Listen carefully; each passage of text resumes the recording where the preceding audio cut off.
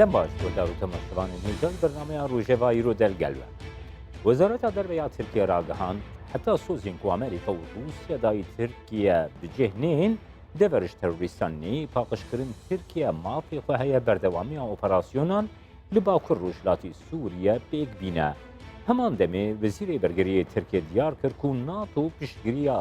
تورکیە هەمبەری تەرۆرێ نەکردیە تورکیە بتەنێ هاتیە هەشتن. ئەفسەکنا تورکیە دکاری وەکی سینیالێک بەردەوامیە ئۆپەراسیۆنên تورکیە هەمبەری ڕۆژاوایی کوردستانی وەرە خوێندن.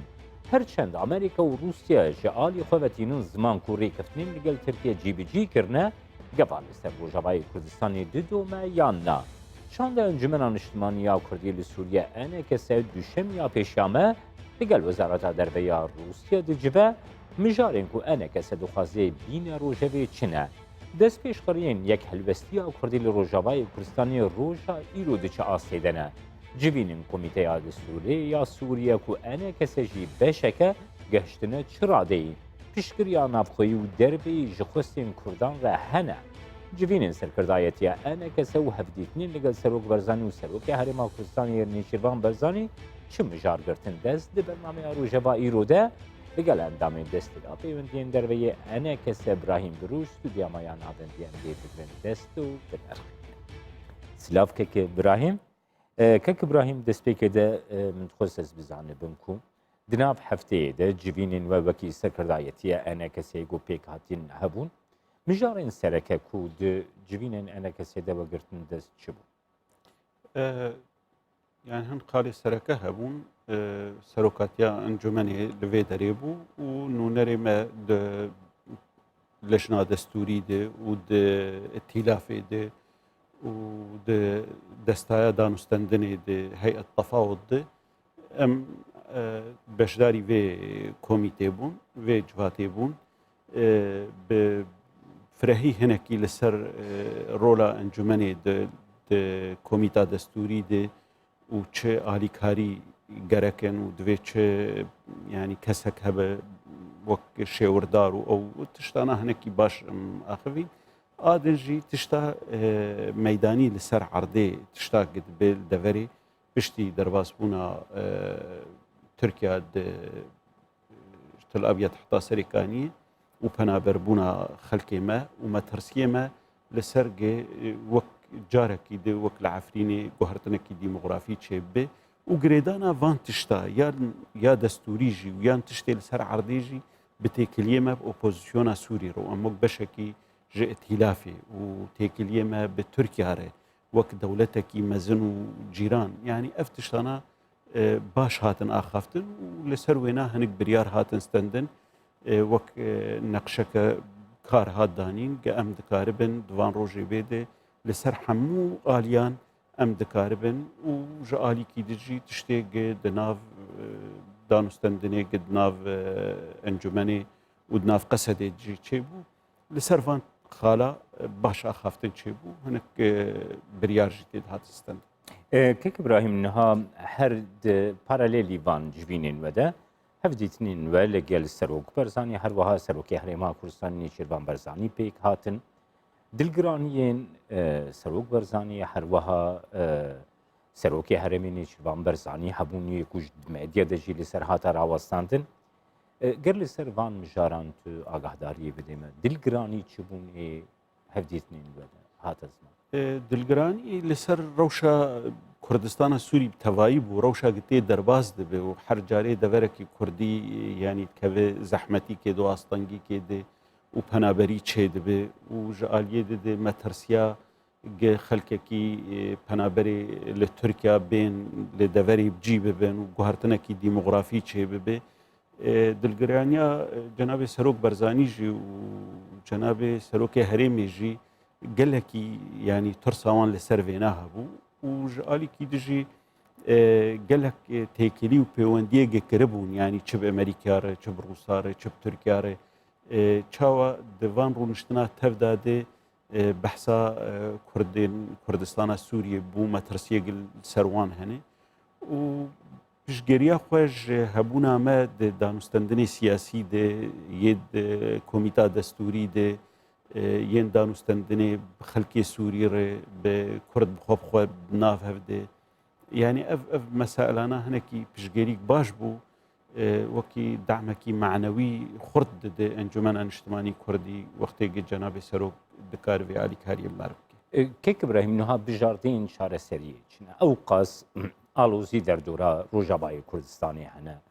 مەترسیên guherîna demografiyê li ser erdê bixwe hatina rejîmê bixwe bijardeyên çareseriyê çîne li gora behberiya we vekî enekesek û dikarî rêyekê rehetiyê ji bo Rojavayê Kurdistanê berê kak Cemal yanî wextê jî isbat kir şer û bi çek em nikarin tiştê çûyî vegerînin yan jî em biparêzin wextê yek alî peyê de hukm li deverê kir û dikarî bû û hebûna Amerîka nikarî bûn van tiştê Kurdî biparêzin îro piştî hemû quwetê dinyayê li Kurdistana Sûriyê ji xeyrî karê siyasî û têkiliyê siyasî tu mecalekî ditine ew jî di beşê wê hene beşekî navdewletî heye em kar bikin û beşekî navxweyî heye ew ê navxweyî jî girêdayî bi xelkê Sûrî ve yanî tu çare tune gi xelkek medbin dextekî xê bêjî danûstendinê bi opozisyona Sûrî nekin îro yanî masîrê me di hundirê Kurdistana Sûrî de gi em bi xelkê Sûrî re danûstendinek berfireh û zelal bikin û doza mafê xwe bikin wek netewak sereke di hundirê Sûrî de û di wê de em danûstendinekê bi rejîmê re dikin dibin çavdêriya navdewletî de ji vê pêve yanî tu riyên din li cem me tinenê ê me wek Kurdî heta niha em dizanin yanî sê îtîfaqat namet hebûn nehw cimgelkî li ser wê ev babetekî serekeyê niha yek helbestiya aliyê Kurdistana Sûriyeyê bixwe dikarî çi asûyan pêşiya we veke heta di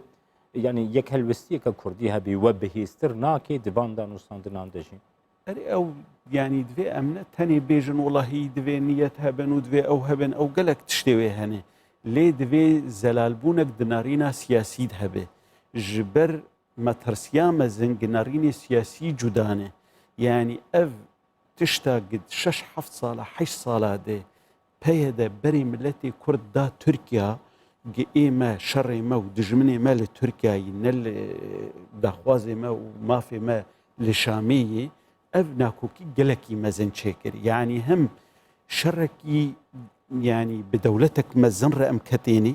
yanî tüm maslaheta me tê tune bi şer li hember Tirkiya û Tirkiya jî derbasî deverê me be ya di jî di hundirê Sûriya de yanî hemû xelkê Sûrî kirin dijminê Kurda divê em dikaribin nerînekî siyasî hevbeş bikin di çawa em karibin tiştê mayî biparêzin îro tenê yanî di tengayîkê de em bêjin wela em Kurdin deka em destê xwe bidin hevdû em şerê Tirkiya bikin yan şerê xelkekî din di Sûriyê bikin em vê nikarin divê nerînekî zelal hebe ew nerînçîne baş ew bingehê ku yek helbestî dikarê li ser peyda bibe çineke belê ji xwe berê yek ji wan rêkeftinê me kîjan ji wan rêkeftina bi çê dibe yan rêkeftinekî li gorî wêna em dikaribin yanî nerîna xwe ji bo mafê milletê Kurd em çi dixwazin yek helwest be û em dikaribin şirîketî bi rastî yanî tevî ge em aniha behsa hemû kar û guneh û zehmetî û tiştê hember me çêkirin em wê jî nekin lê ew nerînekî zelal siyasî hebe û şirîketî heqîqî li ser erdê hebe em dibin çavdêriya navdewletî de danûstendina bikin em dikaribin yanî wekî yanî xusûsiyeta Kurdî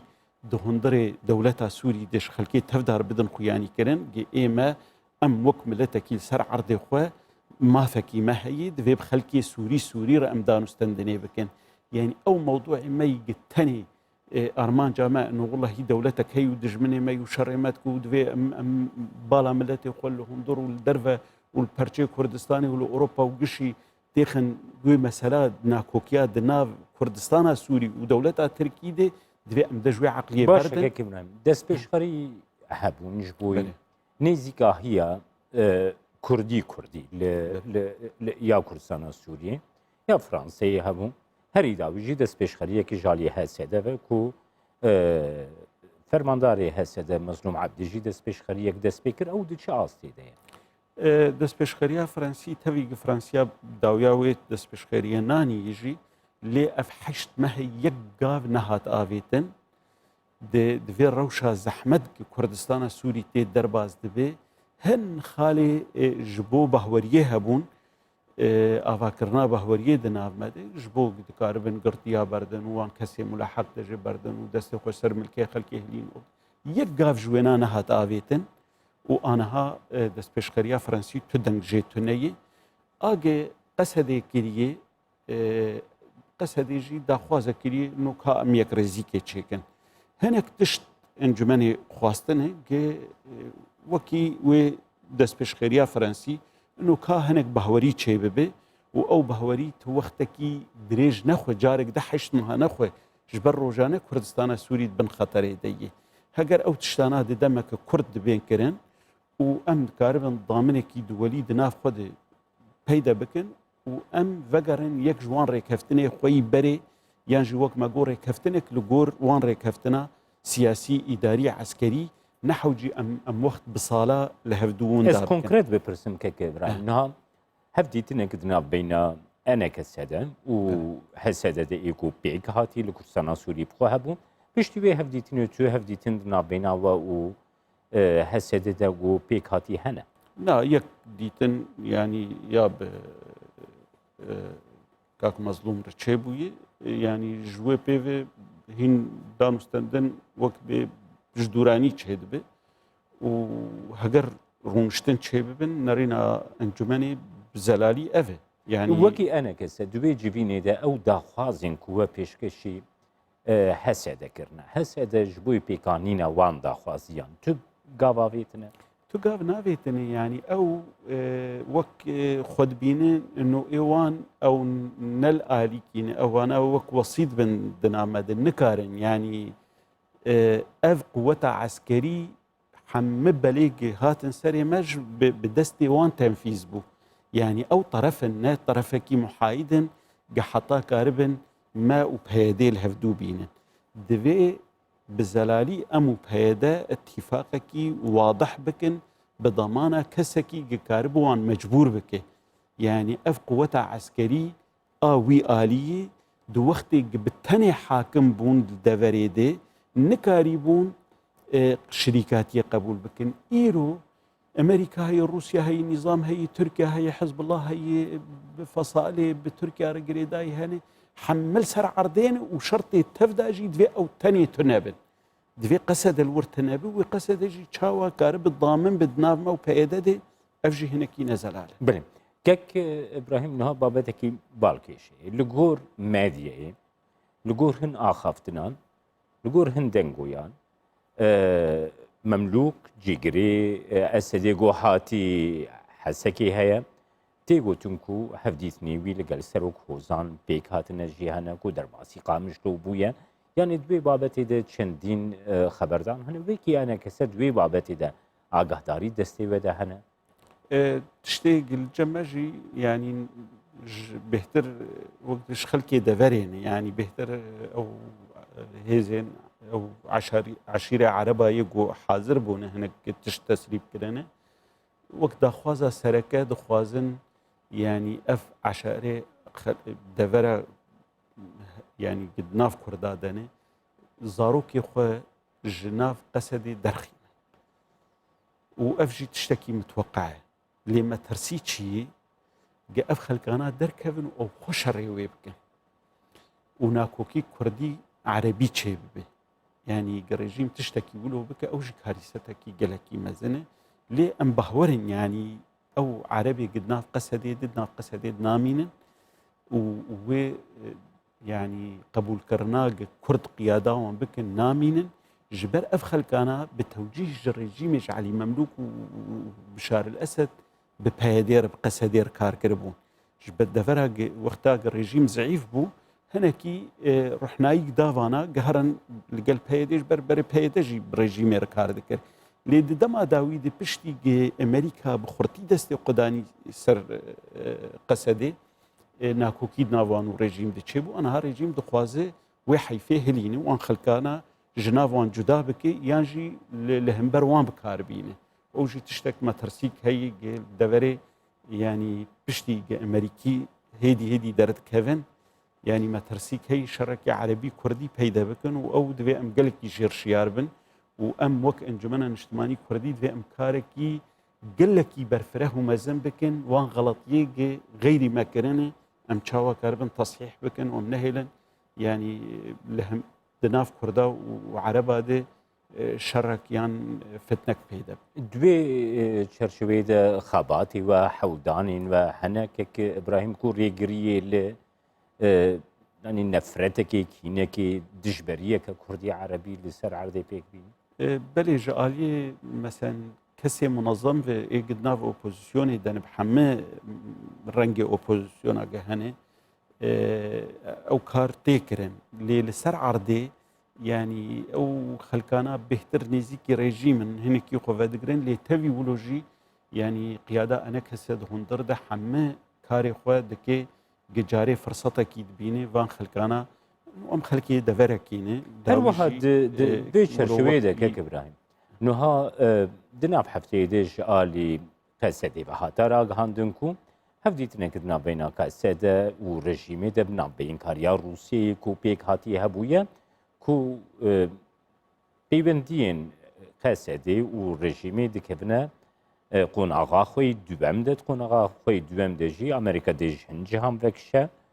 دی هزین روسی دویدری بجیه ببن و هزین رژیمی جی دی بر فرحتر لدوری بجیه ببن خاطنا رژیمی بشویه کی وسا به پیوندی لگل حسده به پیوندی لگل روسی جبو هرمی مطرسية كي دروستك وكا أنا كسون شاوى دون القيم أفيك غلطية تاريخي يعني قصد وبيد وأفغانا قد كن جروجا روجدي بتنا خوام مصيري ملتي كرد يعني بكيجان آلي درن اتفاق سياسي القلبي آلي نكرنه يعني بيشي بريجيمير كرن بإيران كرن بأمريكا كرن بروسيا كرن أنا هافت قرن بريجيمير دكن اتفاقك سياسي ناكن تاني دا آلية عسكري دي كاوي تشاوا خزمتك بكن أو كي بكن وأفبو كاريستك سر ملتي كرت أنا ها الروس باشوان عاجزن أم وكوان جوان بهتر روسات بينن الروس قلك عاجزن آلي كاري بوان ركرن دريا ريجيميري وداوي أوان چون بأمريكا فهاتن قريدان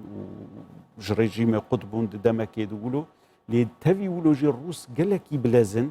تشاوا دكاربن فان في هذا عسكري تبع الرجيم بكن وبيجي بحثا تشتكي سياسي بكرن يا سركه دفينا دي اغو ام دبينن قد في تشاليك بي قدان استندم بير بكرن نرينا كردي بتهوايي بين عسكرن كرد سوريا دي تشد خوازن تشما في خود دستوري دخوازن تش اداري لسر عرضيت خوازن او رنگایا دوی اتفاقك لسر هبه و دوی بتوایی دوی دکار به امریکا را به روسیا را به رژیم را به کیجان آلی را به دوی کرد وک يعني یک نارين یک داخواز جبو کردا و بتایبت جی او تشتانا ده دستوری ده بجی ببن و ام ایرو دوی کاری ده دستوری ده گاگو يعني تشتك ننویساندی به خلق خولي ناك خودي بريز ابراهيم برونها بقورا قهداريا ما روجا دوشمي هفديت ناولي قال وزارة دربيا روسيا هيا بري ويجيش بوي مدي هات بورا قهاندن لي في دوشمي القورا قهداريا ما جيفيناوا لموسكو لقر وزارة دربيا دار دكذا بابتين مجارين كو انا كسا دخوازي قريدا راستيا كر لروجاواي كردستان بين روجاوي چنه و لگل چه لگل وزارت دربده لگل چه عالی هفدیت ناوا بی دیتنا ما به جگر سروک جگر وزیر دربه روسیایی پرجارا مارونشتن کرنه یعنی وزارت درve یا روسیه دوی دما هانده روسیا دولتا سرکی یا گوش امریکا جی بهتر رولاوی ده دوسیا سوریه ده ولسر عرضی جی دروشا سوریه ده هی جالی کی دن یعنی نرینا روسیا جبو مافی ملت کرد سوریه ده زلالترین نرین همو دولتی دنیای هر جار نرین جی بریز هجر بناف جيناكن لحر وقتكي رئيس روسيا بوتين يان وزير درفا لافروف يان حرسي جيجري وزير درفا جي وقت بحثا سوريا دبو بحثا كردا دبي جي كرد جي نتهواك سركان د سوريا دبي ما في وان دستور دبي باراستن اف بخوت تشتك باش برينا هاجي رشبلك دستورا روسيا بوش بو سوريا اما جي ام بينن دوي دما هانده يعني قالكي جرنج ديتنا روسيا بيكرن جي بمينن خدي ويه الوستي ودكاربن خدي دركهن لما في حمو بك هاتي سوري جبر وي روسيا الدفري بمينن وهشكرت بيجن امريكا جيت بيجو وي روسيا الدفري بمينن تركيا جيت بيجو وي روسيا الدفري بمينن تفد زانن وي روسيا لسوريا دريج بكي جبر ولو جي ام دخوازن رولا روسيا بفراهيها به يعني جاليكي دجبو دستورا سوريا بيداني جاليكي دجي ايرو دريا روسيا قافجي تشتكي ديار روسيا الكلكا ريجيم سوري تسكنه وايرو ريجيم فدغر دفري يعني اوجي ضامنك بجي سبا ريجيم انتقامي جو كردانك لسر عردي كاربه وسيطكي دنابرا كرد وريجيمي دي ريجيم لوقت دفرن دن جهات وانتقامش خلكي كر بشتي جيدر كتبو فقاريا انتقامش خلكي دفري كر او تشت لدفرا كردي نيكره كيك ابراهيم دوي چرچوي د کمیته دستوري بخودجي هنوي پشگیریا روسیا یا قادان اپنه توی جبو خواستین کرد دبینن کو د کمیته دستوري د جبو داخوازین کردان تین کرن بالتوالي حمو دولتين تيكلية بواردكن يعني روسيا بأمريكا بولاتين أوروبي بن نالي دجي تشتيقا ام دخوازن لنا حمو ولات وك هفد بينن يعني بالتوالي بيجن سوري ويدين جبر ولوجي ام بيجن دوي دانو استندنا سوري تجاري قطنبي وجالي كده نتهنج بو دستوري يعني دوي فترة دي جبر هين او ما ترسيا تغييرات ديموغرافي جي هي جبر ولو جي ام تشوني خل دولتا برتردكن وديتني خو برتردكن جاليه دستوري ده هنكي ضمان هبه جاليه السر عرديجي او قلسبونا ايرو ضريباوي ام ددن وشرق الدبره مد تكرن يعني جهرتنكي ديموغرافي نبه وجبر او تش لعفريني بو حقيقتك لدبري ده نبه سپاس ابراهیم برو اندامی دستیا پیوندی اندر بیانه کسی گوتو میوانی برنامه روشن گلک سپاس کاک جمال تماشاگران هجام هاتن داویا برنامه روشه با ایرو حتی برنامه گنا روشه